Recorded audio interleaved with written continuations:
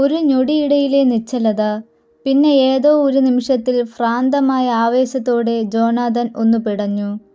Dracula പ്രഭുവിൻ്റെ ഓർമ്മ മനസ്സിലുദിച്ച നിമിഷത്തിലായിരുന്നു അത്.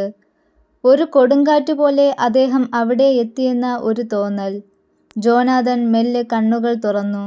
പാഞ്ഞെടുത്ത പ്രഭു ആ സുന്ദരിയുടെ കഴുത്തിൽ പിടിച്ചുയർത്തി അവളെ പിന്നോക്കം വലിച്ചു മാറ്റി. അദ്ദേഹത്തിൻ്റെ കണ്ണുകൾ രണ്ട് അഗ്നിഗോളങ്ങൾ പോലെ തിളങ്ങിയിരുന്നു അപ്പോൾ. വികാരം കൊണ്ട് വിജൃംഭിതമായ പ്രഭുവിൻ്റെ മുഖത്തെ മാംസപേശികൾ വലിഞ്ഞു മുറുകുകയും ചോരച്ചുണ്ടുകളിൽ വിറയൽ ബാധിക്കുകയും ചെയ്തിരുന്നു. ചുണ്ടിൻ്റെ ഇരുവശങ്ങളിലും വളഞ്ഞു നീണ്ട ദ്രംഷ്ടകൾ അതിൻ്റെ പൂർണ്ണ രൂപത്തിൽ പ്രത്യക്ഷമായി. കോപാവേശം കൊണ്ട് വിറയൽ ബാധിച്ച പ്രഭു കനത്ത ചീറ്റലോടെ ആ സുന്ദരിയെ അകലേക്കെറിഞ്ഞു. മറ്റു യുവതികളെയും വിരട്ടി ഓട്ടിക്കാൻ കൈകൾ വീശി. ഇവിടേക്ക് പോരും വഴി ബിസ്ട്രീറ്റ്സിൽ വെച്ച് കണ്ട വണ്ടിക്കാരൻ ചെന്നായ്ക്കളെ ഓട്ടിക്കാൻ കൈകൾ വീശിയ രംഗമാണ് അത് കണ്ടപ്പോൾ ജോനാഥന് പെട്ടെന്ന് ഓർമ്മ വന്നത്. ആ കോട്ടയാകെ വിറകൊള്ളുന്ന സ്വരത്തിൽ പ്രഭു ഗർജിച്ചു.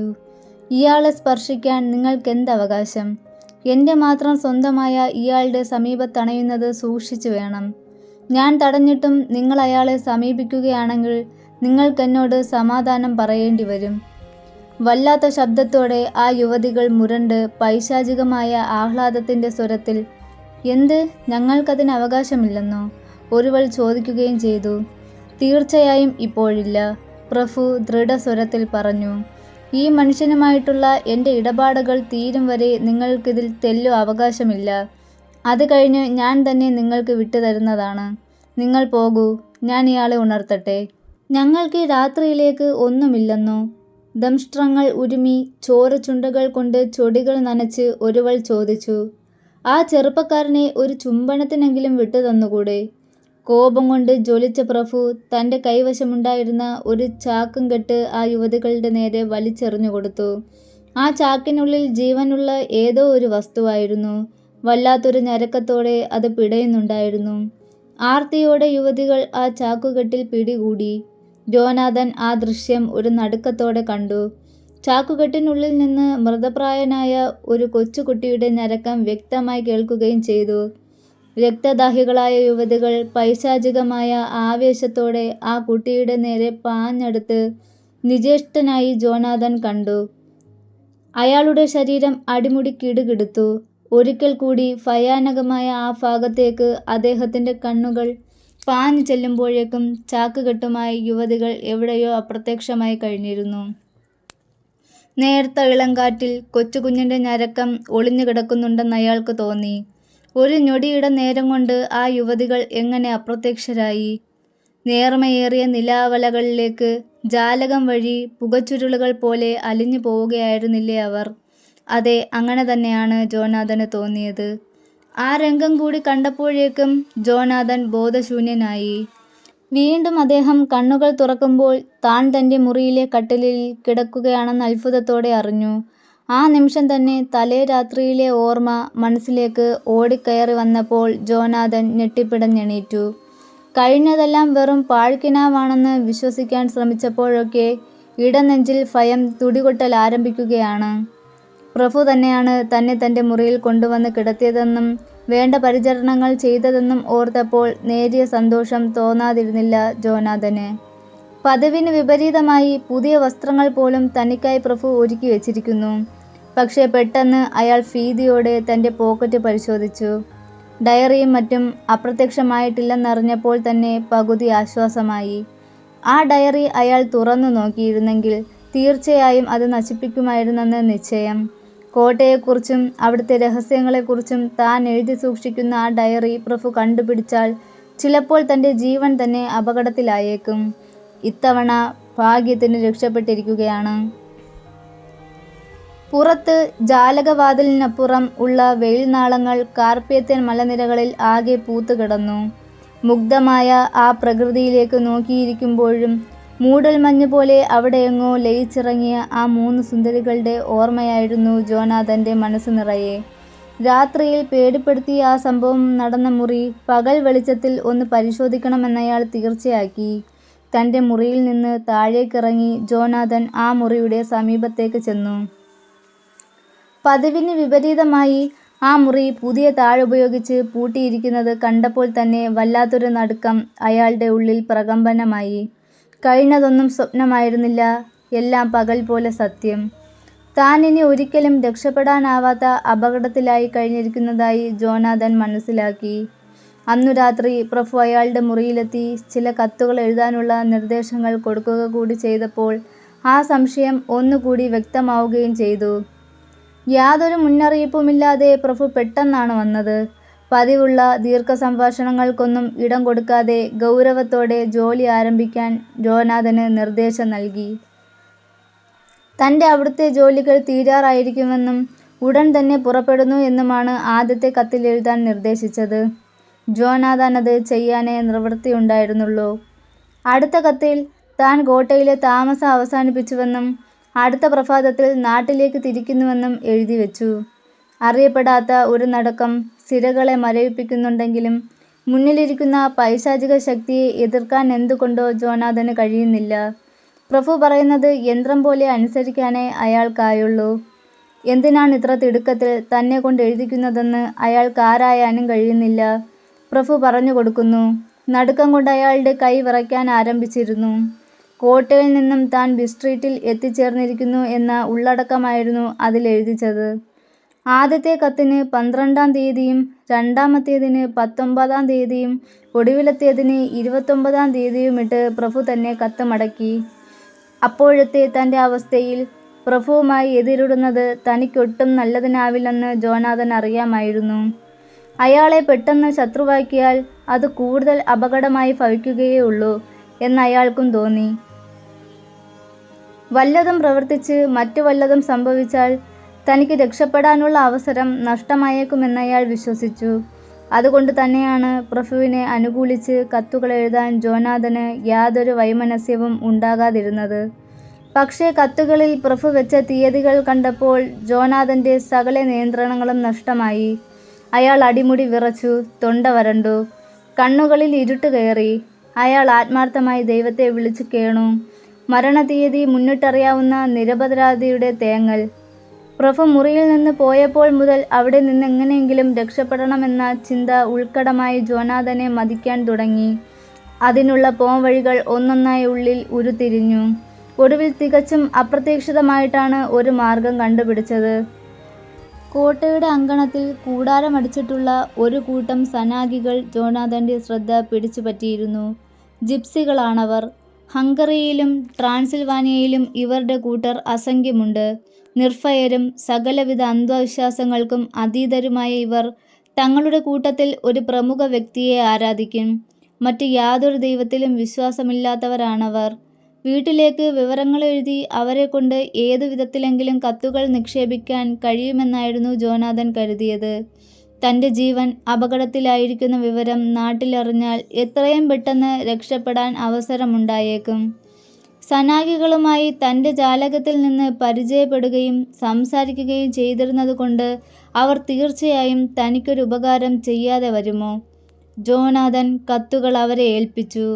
ജാലകത്തിൽ കൂടി കത്തുകളും സ്വർണ്ണ നാണയങ്ങളും എറിഞ്ഞു കൊടുക്കുകയാണ് ചെയ്തത്. വേഗം തന്നെ കത്തുകൾ അടുത്ത തപാൽ പെട്ടിയിൽ നിക്ഷേപിക്കാൻ ആംഗ്യം കൊണ്ട് അറിയിക്കുകയും ചെയ്തു. കത്ത് കിട്ടിയ ആൾ അത് സാധിപ്പിച്ചു തരാമെന്ന് ആംഗ്യം കൊണ്ട് അറിയിച്ചപ്പോൾ വലിയൊരു കഠിന പരീക്ഷ പാസ്സായ ആശ്വാസമായിരുന്നു ജോനാഥന്. തിരിച്ചു ചെന്ന് തൻ്റെ മുറിയിൽ പുസ്തകവുമായി ഇരിക്കുമ്പോൾ കോട്ടയിലെത്തിയതിനു ശേഷം ആദ്യമെന്നോണം ഒരാഹ്ലാദഭാവം അയാൾക്കുണ്ടായി. പ്രിയപ്പെട്ടവളായ മീനയ്ക്കും യജമാനൻ ഹോക്കിൻസിനുമുള്ള കത്തുകളായിരുന്നു അവ. മീനയ്ക്ക് ഒരു സാധാരണ കത്തിലുപരി ഒന്നും തന്നെ എഴുതിയില്ല. കോട്ടയിലെ ഭീകരതയെക്കുറിച്ച് അവൾ അറിഞ്ഞാൽ വല്ലാതെ ഭയപ്പെടുമെന്ന് തീർച്ച. കത്ത് യഥാസമയം അവരുടെ കൈകളിൽ എത്തിച്ചേരുമെന്ന വിശ്വാസം നിമിഷം പ്രതി ആശ്വാസം പകരുന്നതായിരുന്നു അയാൾക്ക്. പക്ഷേ ആ ആശ്വാസത്തിന് നിമിഷങ്ങളുടെ ആയുസ് പോലും ഉണ്ടായിരുന്നില്ലെന്ന സത്യം തൊട്ടടുത്ത നിമിഷത്തിൽ ജോനാഥൻ അറിഞ്ഞു.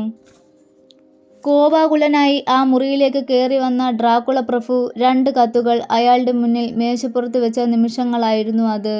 ജോനാഥൻ സനാഗികളുടെ കയ്യിൽ പോസ്റ്റ് ചെയ്യാൻ ഏൽപ്പിച്ച അതേ കത്തുകൾ. ജോനാഥൻ്റെ കണ്ണുകൾ മങ്ങിപ്പോയി. പ്രഭുവിൻ്റെ കണ്ണുകൾ കനൽക്കട്ടകൾ പോലെ തിളങ്ങി. ഈ കത്തുകൾ നിങ്ങൾ എഴുതിയവയല്ലേ? സനാഗികൾ എനിക്ക് തന്നതാണിത്. ഏതായാലും വേണ്ട കരുതലുകൾ ഞാൻ എടുത്തുകൊള്ളാം. കത്തുകൾ രണ്ടും തിരിച്ചും മറിച്ചും നോക്കിക്കൊണ്ട് പ്രഭു മുരണ്ടു. പ്രതികാരവും വൈരാഗ്യവും ഒരേ സമയം പ്രതിഫലിപ്പിച്ച തൻ്റെ മുഖത്തെ ഭാവം മാറ്റി പ്രഭു ആത്മസംയമനത്തോടെ വീണ്ടും പറഞ്ഞു, ഹോക്കിൻസിനുള്ള ഈ കത്ത് നിങ്ങൾ അയച്ചുകൊള്ളൂ. കവർ ഞാൻ തുറന്നതിൽ ക്ഷമിക്കണം. നിങ്ങൾ വീണ്ടും അതൊട്ടിച്ച് അഡ്രസ്സ് എഴുതി തരൂ. ജോനാഥന് അപ്രകാരം ചെയ്യാതിരിക്കാനായില്ല. കത്തുമായി പ്രഭു പുറത്തു പോകുമ്പോൾ കവാടവാതിൽ പൂട്ടുന്നതിൻ്റെ ശബ്ദം പോലെ എന്തോ ഒന്ന് കേട്ടു. എണീറ്റ് ചെന്ന് പരിശോധിച്ചപ്പോൾ ആ തോന്നൽ ശരിയായിരുന്നുവെന്ന് അയാൾ അറിഞ്ഞു. പിന്നീട് 1-2 മണിക്കൂറിന് ശേഷം പ്രഭു നിശബ്ദനായി കതക് തുറന്ന് അകത്ത് വന്നു. ഉറക്കത്തിലേക്ക് വഴുതി വീഴാൻ തുടങ്ങിയ ജോനാഥൻ ഞെട്ടിപ്പിടഞ്ഞെണീറ്റു. ജോനാഥൻ ഉറക്കമായിരുന്നെന്ന് മനസ്സിലായപ്പോൾ സന്തുഷ്ടനായ പ്രഭു പറഞ്ഞു, ക്ഷീണിതനായിരിക്കുകയാണോ സ്നേഹിത നിങ്ങൾ? സാരമില്ല, നല്ലതുപോലെ വിശ്രമിക്കൂ. കുറേ ജോലികൾ ചെയ്തു തീർക്കാനുള്ളതുകൊണ്ട് ഇന്ന് രാത്രി സംസാരിക്കാൻ കഴിഞ്ഞില്ലെന്ന് വരും. പ്രഭുവിൻ്റെ വാക്കുകൾ അനുസരിച്ച് ജോനാഥൻ തൻ്റെ മുറിയിലേക്ക് പോയി. ആ രാത്രി ദുർസ്വപ്നങ്ങളില്ലാതെ അയാൾ സുഖമായി ഉറങ്ങി. നേരം വെളുത്താലുടൻ ജോനാഥൻ ഒരു കത്ത് നാട്ടിലേക്ക് അയക്കാൻ ആഗ്രഹിച്ചു. പക്ഷേ അത്ഭുതമെന്ന് പറയട്ടെ, ആ രാത്രി അയാളുടെ സ്വന്തമായിരുന്ന സകല വസ്തുക്കളും എവിടെയോ അപ്രത്യക്ഷമായിരുന്നു.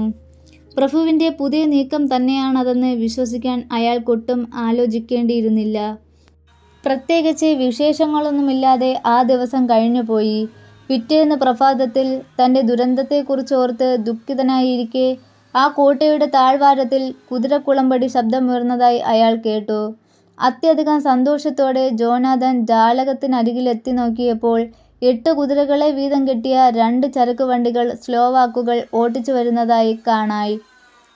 എത്രയും വേഗം താഴേക്ക് ഓടിച്ചെന്ന് അവരുടെ കൂടെ കൂടണമെന്ന് കരുതി ജോനാഥൻ അതിവേഗം താഴേക്ക് പാഞ്ഞു. പക്ഷേ അടിയേറ്റവനെ പോലെ സ്തംഭിച്ചവിടെ നിൽക്കാനേ ജോനാഥന് കഴിഞ്ഞുള്ളൂ. പുറത്തേക്കുള്ള വാതിൽ പുറത്തുനിന്ന് തന്നെ പൂട്ടിയിരിക്കുന്നു. ഒരൊറ്റ നിമിഷവും കളയാനില്ല. ജോനാഥൻ തിരികെ മുകളിലേക്ക് ഓടിക്കയറി കുതിരവണ്ടിക്കാരെ ഉറക്കെ വിളിച്ചു. അവരത് കേൾക്കുകയും അയാളുടെ നേരെ ചൂണ്ടി എന്തൊക്കെയോ പറഞ്ഞ് ചിരിക്കുകയും ചെയ്തു. ജോനാഥൻ്റെ അലമുറകളോ അട്ടഹാസങ്ങളോ അവരുടെ മനസ്സലിയിപ്പിക്കാൻ തെല്ലും പര്യാപ്തമായിരുന്നില്ല. വണ്ടി അകന്നുകൊണ്ടേയിരുന്നു. ആ വണ്ടിയിൽ നിറയെ ചതുരപ്പെട്ടികളായിരുന്നു. കുതിരകൾ അനായാസമായി അത് വലിക്കുന്നത് കണ്ടപ്പോൾ വെറും കാൽപ്പെട്ടികളാണവയെന്ന് ജോനാഥന് തോന്നി. ആ പെട്ടികൾ അത്രയും കോട്ടയുടെ പിൻവശത്തെ മുറ്റത്തേക്ക് അടുക്കി വയ്ക്കുന്നത് തെല്ലത്ഭുതത്തോടെ ജോനാഥൻ കണ്ടു.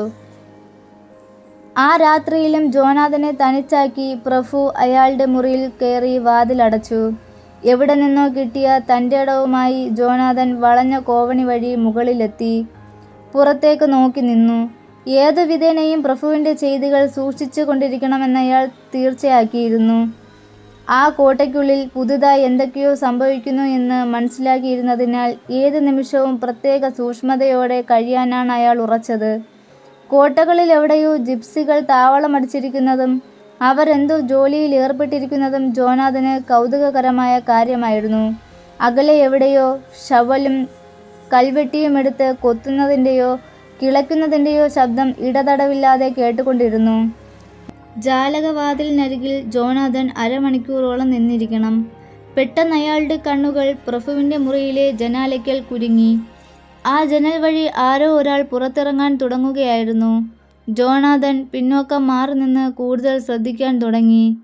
ജാലകത്തിലൂടെ പുറത്തേക്കിറങ്ങിയ മനുഷ്യൻ ധരിച്ചിരുന്നത് താൻ യാത്രാവേളകളിൽ ധരിക്കാറുള്ള വേഷമാണെന്നറിഞ്ഞ അയാൾ ഞെട്ടിത്തരിച്ചു. ഒരിക്കൽ ആ 3 പിശാചിനികൾ പ്രഭുവിൽ നിന്ന് തട്ടിപ്പറിച്ച ചാക്കുകെട്ടാണ് അയാളുടെ ചുമലിൽ കിടക്കുന്നതെന്ന് കൂടി അറിഞ്ഞപ്പോൾ ജോനാഥൻ്റെ ഭയം ഏറ്റവും വലിയൊരാഘാതമായി. പ്രഭുവിൻ്റെ ക്രൂരമായ പദ്ധതിയെക്കുറിച്ച് അപ്പോൾ ആദ്യമായി ജോനാഥന് ബോധ്യമായി.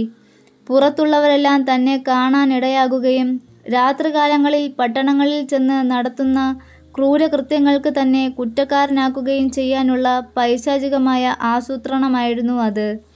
തന്നെ പൂർണ്ണമായും ഒരു തടവുകാരനാക്കിയിട്ട് പ്രഭുവിന് സ്വതന്ത്രമായി വിഹരിച്ച് ക്രൂരകൃത്യങ്ങൾ നടത്താനുള്ള നീചമായ കണക്കുകൂട്ടലുകൾ. പ്രഭു തിരിച്ചു വരുന്നതും കാത്ത് ആ ജാലകത്തിനരികിൽ തന്നെ ജോനാഥൻ നിന്നു. വിളറിയ നിലാവെളിച്ചവും നിഴലും ചേർന്ന് 100 പ്രകാശകണങ്ങളായി പൊട്ടിച്ചിതറുന്നു. ഉള്ളിൽ നടുക്കമുണ്ടാക്കുന്ന നായ്ക്കളുടെ ഓലിയിടലുകൾ താഴ്വാരങ്ങളിലെ മലഞ്ചെരിവുകളിൽ നിന്നുയരുന്നുണ്ടായിരുന്നു. അവ നിമിഷം പ്രതി വർദ്ധിച്ചു വരുന്നതായും അതിൻ്റെ ഭീകരതയ്ക്കൊത്ത് മുറ്റത്ത് വീഴുന്ന പ്രകാശകണികകൾ വിറകൊള്ളുന്നതായും ജോനാഥന് തോന്നി. ആ പ്രകാശനാളങ്ങളിലങ്ങനെ നോക്കി നിൽക്കെ ഏതോ ഒരു ഭീകരത തന്നെ ആവരണം ചെയ്യുന്നതായി അയാൾ അറിഞ്ഞു. അജ്ഞാതമായ ഒരു ഉൾഭീതിയോടെ, ഒരലർച്ചയോടെ പിന്നോക്കം മാറിയ ജോനാഥന് മുറ്റത്ത് രൂപം പ്രാപിച്ച പഴയ രക്തദാഹികളായ പിശാചിനികളെ കൂടി കണ്ടപ്പോൾ പ്രജ്ഞ അറ്റ് നിലം പതിക്കുമെന്ന് വരെയായി. ജോനാഥൻ അടുത്ത നിമിഷം തൻ്റെ മുറിയിലേക്ക് പാഞ്ഞു കയറി വാതിലുകളടച്ചു. കിതപ്പോടെ വീർപ്പടക്കി ഏതാനും മണിക്കൂറുകൾ അയാൾ അവിടെ തന്നെ നിന്നുപോയി. പൊടുന്നനെ പ്രഭുവിൻ്റെ മുറിയിൽ നിന്നെന്തോ ഒരാർത്തനാദം ഉയരുന്നതും അത് പിന്നെ ശാന്തമാവുന്നതും കണ്ടു. ഏതാനും നിമിഷം കഴിഞ്ഞപ്പോൾ എല്ലാം ഒതുങ്ങിയെന്ന് കരുതി പുറത്തേക്കിറങ്ങാൻ തുടങ്ങിയ ജോനാഥൻ വീണ്ടും ഒരിക്കൽ കൂടി നടുങ്ങിത്തരിച്ചു. നിശ്ചലം നിന്നു. അയാളുടെ സകല സ്വാതന്ത്ര്യവും കുരുക്കിലാക്കി കഴിഞ്ഞിരിക്കുന്നു പ്രഭു. സ്വന്തം മുറിയുടെ പുറത്തേക്കിറങ്ങാൻ കൂടി നിർവാഹമില്ലാത്ത നിലയിൽ ആ വാതിലും പുറത്തുനിന്ന് പൂട്ടിയിടപ്പെട്ടു. തിരിച്ചു തൻ്റെ കട്ടിലിൽ ചെന്ന് കിടന്ന് ജോനാഥൻ ഹൃദയം പൊട്ടിക്കരഞ്ഞു. ഇല്ല, ഇനി തനിക്ക് തടവറയിൽ നിന്ന് മോചനമില്ല. ഏതാനും നിമിഷം കഴിഞ്ഞു പോയി. പുറത്ത് മുറ്റത്ത് ഒരു സ്ത്രീയുടെ ആർത്തനാദം കേട്ടാണ് ജോനാഥൻ എണീറ്റ് ജനാലയ്ക്കലേക്ക് ചെന്നത്. അവിടെ ഗേറ്റിന് പുറത്ത് പാറിപ്പറന്ന മുടിയും പ്രാകൃത വേഷവുമായി ഒരു സ്ത്രീ നിന്ന് മാറത്തടിച്ച് കരയുകയായിരുന്നു. ജനാലയ്ക്കൽ അയാളുടെ മുഖം കണ്ട മാത്രയിൽ സകല ക്രോധവും ഒന്നിച്ചയാളുടെ നേരെ ചൊരിഞ്ഞുകൊണ്ടവർ വിളിച്ചു പറഞ്ഞു, ദുഷ്ട, ചെകുത്താനെ, എനിക്കെൻ്റെ കുഞ്ഞിനെത്താ. ആ വാതിൽക്കൽ മുട്ടുകുത്തി നിന്ന് ദയനീയമായി അവൾ ആ വാക്കുകൾ ആവർത്തിച്ചു കൊണ്ടേയിരുന്നു. ആ ദയനീയ രംഗം അധിക നേരം കണ്ടു നിൽക്കാൻ അയാൾക്ക് കഴിഞ്ഞില്ല. കുഞ്ഞിനെ നഷ്ടപ്പെട്ട ആ സ്ത്രീ ഹൃദയം പൊട്ടി ഏതാണ്ട് ഒരു ഭ്രാന്തിയെപ്പോലെ അലറിക്കരഞ്ഞുകൊണ്ടിരുന്നു. ദുഃഖാധിക്യത്താൽ അവർ തലമുടി വലിച്ചു പറിക്കുകയും ഗേറ്റിൽ തല ശക്തിയായി അടിക്കുകയും ചെയ്തു. പെട്ടെന്നെവിടെ നിന്നോ പ്രഭുവിൻ്റെ കനത്ത ശബ്ദം കേൾക്കായി. ആ ശബ്ദം ഉയരാത്ത താമസം അകലത്തു നിന്നും അടുത്തു നിന്നും അനേകം നായ്ക്കളുടെ ഓലിയിടലുകൾ ഉയരാൻ തുടങ്ങി. അടുത്ത നിമിഷം അഴിച്ചുവിട്ട ആട്ടിൻപറ്റങ്ങളെപ്പോലെ അവ ആ വാതിലിലേക്ക് പാഞ്ഞെടുത്തു. ആ സ്ത്രീയുടെ ദയനീയ ശബ്ദം ഉയർന്നു താണു. ആ വാതിൽക്കൽ നിന്ന് നാവുകൊണ്ട് ചുണ്ടുകൾ നനച്ച് ചെന്നായ്ക്കൾ നടന്നകന്നു. അവരുടെ കുട്ടി എവിടെയെന്നറിയാമായിരുന്നതുകൊണ്ട് ജോനാഥന് സ്ത്രീയുടെ ദുരന്തമോർത്ത് ദുഃഖിക്കാതിരിക്കാനായില്ല. അല്ലെങ്കിലും അയാൾക്കൊന്നും ചെയ്യാൻ കഴിയുമായിരുന്നില്ലല്ലോ. അടുത്ത ദിവസം നേരം വെളുത്തപ്പോൾ പുതിയൊരു നിശ്ചയവുമായിട്ടാണ് ജോനാഥൻ ഉണർന്നത്. ചിന്തകളെ വെറുതെ മേയാൻ വിട്ടിട്ട് യാതൊരു കാര്യവുമില്ല. പ്രവർത്തിക്കലാണ് പ്രധാനം. ഡ്രാക്കുള പ്രഭുവിനെ പകൽ വെളിച്ചത്തിൽ ഒരിക്കലും ജോനാഥന് കാണാൻ കഴിഞ്ഞിരുന്നില്ല. മറ്റുള്ളവർ ഉറങ്ങുമ്പോൾ ഉണർന്നിരിക്കുകയും അവർ ഉണർന്നിരിക്കുമ്പോൾ ഉറങ്ങുകയും ചെയ്യുന്നവനാണ് പ്രഭു. എങ്ങനെയും അയാളുടെ മുറിക്കകത്ത് ഒന്ന് കടന്നു പറ്റാൻ കഴിഞ്ഞിരുന്നെങ്കിലെന്നയാൾ ഓർത്തു. അതിനൊരൊറ്റ വഴിയേ അവശേഷിക്കുന്നുള്ളൂ. പ്രഭു കടക്കും പോലെ അയാൾ കടക്കുന്ന ജാലകത്തിലൂടെ പുറത്തേക്കിഴയുക. ഏറെ അപകടം പിണഞ്ഞ പ്രവൃത്തിയാണെങ്കിൽ പോലും ആ അപകടം ഈ അവസരത്തിൽ അനിവാര്യമായി വന്നിരിക്കുകയാണ്. ഒടുവിൽ ജോനാഥൻ അങ്ങനെ തീരുമാനിച്ചു. എവിടെ നിന്നോ സംഭരിച്ച ധൈര്യവുമായി കോട്ടയുടെ തെക്കേ അറ്റത്തിനുള്ള ജനലിനടുത്തു ചെന്ന് അതുവഴി പുറത്തേക്ക് കടന്നു. പരുക്കൻ കല്ലുകൾ കൊണ്ട് നിർമ്മിച്ച ആ കോട്ടയുടെ താഴ്വാരം ചെങ്കുത്തായ ഒരു കൊക്കയായിരുന്നു. കൊക്കയുടെ ആഴം നേരത്തെ നോക്കി പെട്ടെന്ന് കാണുമ്പോഴുണ്ടാകുന്ന ഭയപ്പാടകറ്റി ജോനാഥൻ മുൻകരുതലെടുത്തു. പ്രഭുവിൻ്റെ മുറിയുടെ ജനാലയും അവിടേക്ക് പോകേണ്ട ദൂരവും ജോനാഥന് നേരത്തെ അറിയാമായിരുന്നു. വളരെ ബുദ്ധിമുട്ടി അയാൾ ആ ജാലകത്തിന് സമീപത്തെത്തി. പടിയിൽ കയറി തയ്യാറായി നിന്നു. കതക് തുറക്കും മുൻപേ പ്രഭു അവിടെയെങ്ങാനും ഉണ്ടോ എന്നും സൂക്ഷിച്ചു. അവിടെയെങ്ങും അയാൾ ഇല്ലെന്ന് മനസ്സിലായപ്പോൾ ജോനാഥൻ്റെ ആഹ്ലാദത്തിന് അതിരുണ്ടായിരുന്നില്ല. ആ മുറിയിലെ സാധനങ്ങളൊന്നും തന്നെ ഉപയോഗിച്ചിരുന്നതായി തോന്നിയില്ല. ഫർണിച്ചർ പൊടി മൂടി കിടക്കുന്നുണ്ടായിരുന്നു. മുറിയുടെ ഒരു മൂലയിൽ സ്വർണ്ണ നാണയങ്ങളുടെ ഒരു കൂമ്പാരം കിടന്നിരുന്നു. പക്ഷേ അതൊക്കെ കണ്ടു നിൽക്കാനുള്ള സമയമല്ല അപ്പോൾ. ആ മുറിയിൽ നിന്ന് മറ്റൊരു കവാടത്തിലേക്കും ആ കവാടത്തിൽ നിന്ന് ഒരു തുരങ്ക മാർഗത്തിലേക്കും ജോനാഥൻ കടന്നു. ആ ഗുഹാമാർഗത്തിൽ നിന്ന് പഴയ ഈറൻ മണ്ണ് ഇളക്കി മറിച്ചതിൻ്റെ ദുസ്സഹമായ ദുർഗന്ധം ഉയർന്നുകൊണ്ടിരുന്നു. ആ ഗന്ധം മനഃപൂർവ്വം മറന്നുകൊണ്ട് ജോനാഥൻ മുന്നേറി ഒടുവിൽ ഒരു വാതിൽക്കലെത്തി. ആ വാതിൽ തള്ളി തുറന്നപ്പോൾ ഒരു ശ്മശാനത്തിലേക്കാണ് താൻ കടക്കുന്നതെന്ന് അയാൾ അറിഞ്ഞു. അവിടമെല്ലാം തറ കിളച്ച് മണ്ണെടുത്ത ലക്ഷണം കാണാനുണ്ടായിരുന്നു. ആ മണ്ണ് മുഴുവൻ ജിപ്സികൾ വാങ്ങിയ മരപ്പെട്ടികളിലെത്തിയിട്ടുണ്ടെന്ന് ജോനാഥൻ ഊഹിച്ചു. അവിടമെങ്ങും നിതാന്ത നിശബ്ദതയിലായിരുന്നു. ഒരു നിമിഷവും വെറുതെ കളയരുതെന്ന് ഉദ്ദേശിച്ചിരുന്ന ജോനാഥൻ അവിടുത്തെ ഓരോ ഇഞ്ച് സ്ഥലവും പരിശോധിച്ചു. അവിടെ കണ്ട രഹസ്യ അറകളും അയാൾ വെറുതെ വിട്ടില്ല.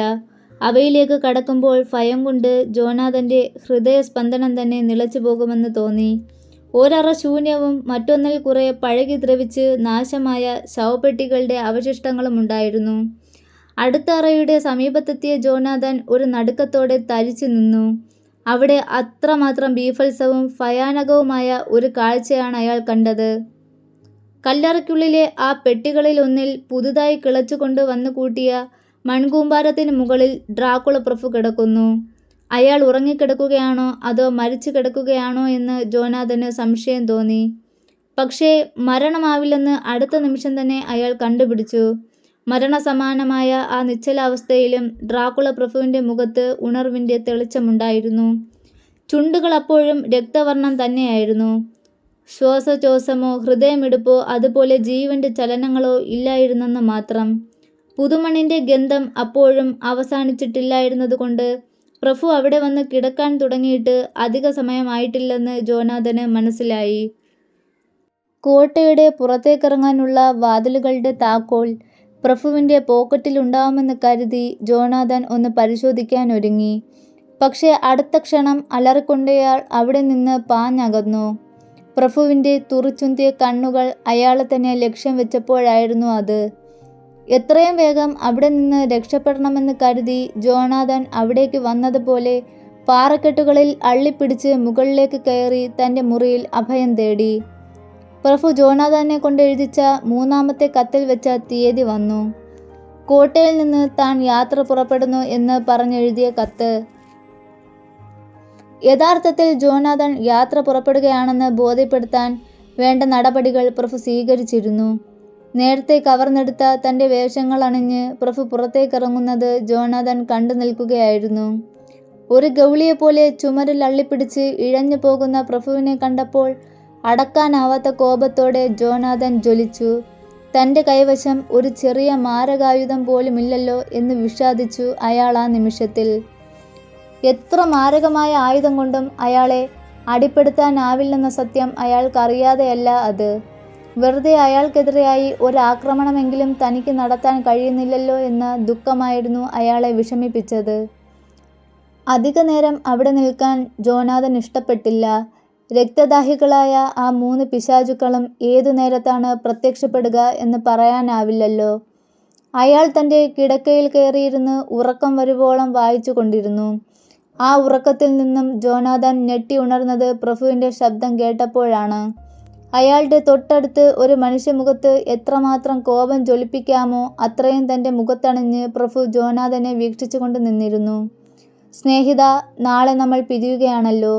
നിങ്ങൾ സുന്ദരമായ നിങ്ങളുടെ ഇംഗ്ലണ്ടിലേക്ക് മടങ്ങുക. ഇനിയൊരു പക്ഷേ നാം തമ്മിൽ ഒരിക്കലും കണ്ടുമുട്ടിയില്ലെന്നും വരാം. നാളെ വരുന്ന എൻ്റെ വണ്ടി നിങ്ങളെ ബോർഗോ ചുരത്തിൽ കൊണ്ടുചെന്നാക്കും. അവിടെ നിന്ന് ബുക്കോവിനയിൽ നിന്നും വരുന്ന സാറട്ട് വണ്ടിയിൽ നിങ്ങൾക്ക് ബിസ്ട്രീറ്റിലേക്ക് തിരിക്കാം. ആ വാക്കുകൾ ജോനാഥന് ഒട്ടും ആശ്വാസം പകർന്നില്ല. പ്രഭുവിൻ്റെ വാക്കുകളിൽ തെല്ലും ആത്മാർത്ഥതയില്ലെന്ന് അയാൾക്കറിയാമായിരുന്നു. ഡ്രാക്കുളയോളം ഭീകരനായ ഒരു ജന്തു തനിക്ക് വേണ്ടി ആ വാക്കുകൾ ഉപയോഗിക്കുന്നത് തന്നെ ശരിയല്ലെന്നും ജോനാഥന് തോന്നി. എങ്കിലും അയാൾ ചോദിച്ചു, എന്തിന് യാത്ര നാളേക്ക് മാറ്റിവെക്കണം? ഈ രാത്രി തന്നെ ആരംഭിച്ചുകൂടെ? എൻ്റെ വണ്ടി സ്ഥലത്തുണ്ടായിരുന്നെങ്കിൽ അതാവാമായിരുന്നു. പക്ഷേ വണ്ടി പുറത്തു പോയിരിക്കുകയാണ്. പ്രഭു ഒട്ടും മയമില്ലാത്ത തൻ്റെ പരുക്കൻ സ്വരത്തിൽ പറഞ്ഞു. എനിക്ക് വേണ്ടി താങ്കൾ വണ്ടി വരുത്തണമെന്നില്ല. ഞാൻ നടന്നു പോയിക്കൊള്ളാം. എത്രയും നേരത്തെ പോകുന്നതാണ് എനിക്കിഷ്ടം. പ്രഭു വല്ലാത്ത ഒരുതരം ചിരിയാണതിന് ജോനാഥന് നൽകിയത്. എന്തോ ആലോചിച്ച് നിന്ന പ്രഭു പിന്നെ പെട്ടെന്ന് പറഞ്ഞു, ശരി സ്നേഹിത, നിങ്ങളുടെ ആഗ്രഹം പോലെ തന്നെ നടക്കട്ടെ. നിങ്ങൾ പിരിഞ്ഞു പോകുന്നത് എനിക്ക് എത്ര തന്നെ ദുഃഖകരമാണെങ്കിൽ പോലും നിങ്ങൾ ആഗ്രഹിക്കുന്നത് തടയാൻ ഞാൻ ഒരുക്കമല്ല. പിന്നെ ഒട്ടും വൈകിയില്ല. പ്രഭു വിളക്കും തൂക്കി ഗംഭീരഭാവത്തിൽ പടികളിറങ്ങി താഴേക്ക് നടന്നു. കുറേയേറെ ചെന്നപ്പോൾ പെട്ടെന്ന് അയാൾ നിന്നു. മുന്നിൽ എണ്ണമറ്റ ചെന്നായ്ക്കളുടെ ഓരിയിടൽ ഒന്നിച്ചുയർന്നപ്പോൾ ജോനാഥന്റെ കാൽച്ചുവട്ടിൽ നിന്നൊരു വിറയൽ ശരീരമാസകലം വ്യാപിച്ചു. ഏതോ അവ്യക്തമായ ശബ്ദത്തോടെ കൈയുയർത്തി എന്തോ നിർദ്ദേശം കൊടുത്ത് പ്രഭു അവയെക്കൊണ്ട് മനഃപൂർവ്വം ഓരിയിടിച്ചതാണെന്ന് തോന്നി. ഒരു ഞൊടിയിട മാത്രം നിന്നിട്ട് പ്രത്യേകിച്ചൊന്നും സംഭവിക്കാത്ത മട്ടിൽ മുന്നോട്ട് ചെന്ന് പ്രഭു ആ ഭീകര കവാടത്തിന്റെ തഴുതുകൾ മാറ്റി വാതിൽ തുറക്കാൻ തുടങ്ങി. ആ നിമിഷം ജോനാഥൻ അത്ഭുതത്തോടെ ഒരു കാര്യം മനസ്സിലാക്കി. ആ വാതിൽ പൂട്ടിയിട്ടുണ്ടായിരുന്നില്ല എന്ന സത്യം. വാതിൽപ്പാളികൾ തുറന്നു വരുന്നതോടെ ചെന്നായ്ക്കളുടെ ഓരിയിടൽ കൂടുതൽ ഭീകരാവസ്ഥയെ പ്രാപിച്ചു. അതങ്ങനെ രൂക്ഷമായും കോപാവേശത്തോടും കൂടി നിലയ്ക്കാത്ത ഒരു പ്രവാഹമായി ഇടം മുറിയാതെ ഒഴുകിയെത്തുകയാണ്. കൂട്ടം കൂട്ടമായി അവയുടെ സംഘങ്ങൾ ആ വാതിലിനു പിന്നിൽ അണിനിരക്കാൻ തുടങ്ങുകയും ചെയ്തു. ആ ഒരവസരത്തിൽ പ്രഭുവിനെ അനുസരിക്കുക തന്നെയാണ് നല്ലതെന്ന് ജോനാഥന് തോന്നി. നൂറുകണക്കിന് ഹിംസ്രജന്തുക്കൾ പ്രഭുവിൻ്റെ ചൊൽപ്പടിയിലുള്ളപ്പോൾ അവയുടെ മധ്യത്തിലിറങ്ങി നടക്കുന്നത് മരണം വില കൊടുത്ത് വാങ്ങുന്നതിന് തുല്യമാണ്. തന്നെ ഒന്നുകൂടി ഭയപ്പെടുത്താൻ ഡ്രാക്കുള പ്രഭു എടുത്ത അടവാണതെന്ന് ജോനാഥന് ബോധ്യമായി. പുലരും വരെ കാത്തിരിക്കുകയാണ് നല്ലതെന്ന് തോന്നുന്നു. ആ വാതിലടയ്ക്കൂ. നിരാശയുടെ ഗദ്ഗതവുമായി ജോനാഥൻ ഹാർക്കർ ഉച്ചത്തിൽ വിളിച്ചലറി. പ്രഭു കതകുകളടച്ച് കുറ്റിയിട്ടു. ഒരക്ഷരം ഉരിയാടാതെ ഇരുവരും തിരിച്ച് മുറിയിലേക്ക് നടന്നു. ജോനാഥൻ തൻ്റെ മുറിയിൽ കയറിയിരുന്നത് വല്ലാത്തൊരു ഉന്മാദഭാവത്തിലായിരുന്നു. പ്രഭു പുറത്തുനിന്ന് നോക്കി നിൽക്കുകയായിരുന്നു. ജോനാഥൻ എണീറ്റ് വാതിൽ ബന്ധിച്ചു. ഏതാനും നിമിഷങ്ങൾ കഴിഞ്ഞുപോയി. ദുഃഖവും നിരാശയും മൂലം തളർന്നുറങ്ങാൻ കിടന്ന ജോനാഥൻ തൻ്റെ മുറിയുടെ പുറത്ത് ഒരടക്കിപ്പിടിച്ച സംസാരത്തിൻ്റെ ശബ്ദം കേട്ട് ഞെട്ടിപ്പിടഞ്ഞെണീറ്റു. വിളക്ക് തെളിയിക്കാതെ തന്നെ അയാൾ വാതിൽക്കലെത്തി പുറത്തെ സംസാരം കാതോർത്ത് നിന്നു. പ്രഭുവിൻ്റെ അടക്കിപ്പിടിച്ച സംസാരമായിരുന്നു അത്. സംസാരത്തിലെ വാക്കുകൾ കേട്ടപ്പോൾ തന്നെ അതാരോടായിരിക്കുമെന്ന് ജോനാഥൻ അറിഞ്ഞു. ആ 3 പിശാചിനികൾ. നിങ്ങളിന്ന് തിരിച്ചു പോകൂ. നിങ്ങളുടെ സമയം ഇനിയും ആയിട്ടില്ല. ഈ രാത്രി എൻ്റേതാണ്. നാളെ തീർച്ചയായും നിങ്ങളുടെ രാത്രിയായിരിക്കും. ആ വാക്കുകളെ തുടർന്ന് അമർത്തിപ്പിടിച്ച സ്വരത്തിലുള്ള മധുരിക്കുന്ന ഇക്കിളിയൂറുന്ന ചിരിയുടെ ശബ്ദം. ഭയത്തിന് പകരം വല്ലാത്തൊരു കോപാവേശത്തോടെ ജോനാഥൻ വാതിൽ വലിച്ചു തുറന്നു. പുറത്ത് ദാഹാർത്തമായ ചുണ്ടുകളും കനലുകളെരിയുന്ന കണ്ണുകളുമായി ഒരു ഗൂഢമന്ദസ്മിതത്തോടെ അവറ്റകൾ, ആ 3 പിശാചിനികൾ നിൽക്കുന്നു. അവരുടെ മുഖം കണ്ട മാത്രയിൽ ജോനാഥൻ നടുങ്ങിത്തരിച്ചു. അയാളെ കണ്ടപാടെ ആ ഭീകരരൂപിണികൾ അകത്തേക്ക് പാഞ്ഞു കയറുവാൻ ശ്രമിച്ചുവെങ്കിലും പൊടുന്നനെ നിശ്ചലമാവുകയും പിന്നെ ഒരു മുരൾച്ചയോടെ മിഴികൾ പിൻവലിച്ച് പുറത്തേക്ക് പായുകയും ചെയ്തു. ആ മഹാത്ഭുതം നടന്നത് തൻ്റെ കഴുത്തിൽ കിടന്ന കുരിശുമാലയുടെ ഫലമായിട്ടാണെന്ന് ജോനാഥന് മനസ്സിലായി.